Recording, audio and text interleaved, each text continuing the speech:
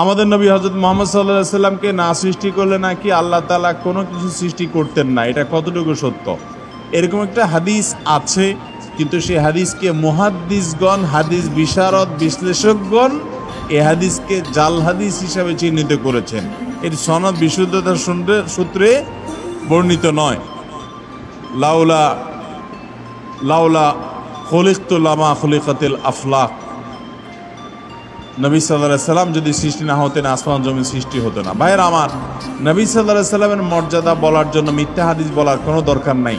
আল্লাহ তাআলা তার নবী সাল্লাল্লাহু আলাইহি সাল্লামকে, তার হাবিবকে এমনি মর্যাদা দিয়েছেন, তার জন্য ভুয়া হাদিস বানানোর কোনো দরকার।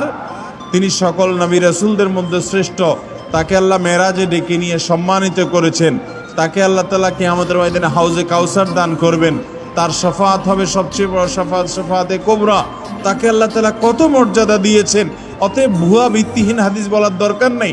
বুখারীর হাদিসে আসছে, তিনি বলেছেন লা তুতরুনি কামা আতরাতিন নাসারা ইবনে মারইয়াম, খ্রিস্টানরা ঈসা আলাইহিস সালামের মর্যাদা বেশি বলতে গিয়ে ওনাকে আল্লাহর সন্তান বানায়া ঈমান হারা হয়ে গেছে। তোমরা আমার মর্যাদা বলতে গিয়ে এরকম সীমা লঙ্ঘন করবা না।